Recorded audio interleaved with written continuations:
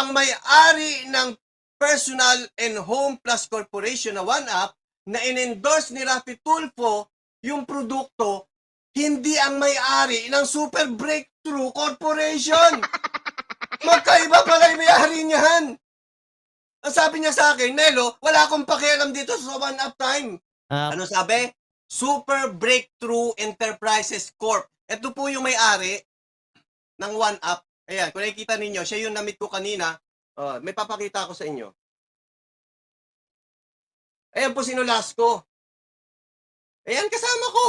Ang sinabi ko, yung Personal Home Care Plus Corporation plus yung OneUp, sinulas ko ang may-ari. Yun ang sinasabi ko. Sira ulo ka ba? I never stoop so low again. I guess I don't know my own strength.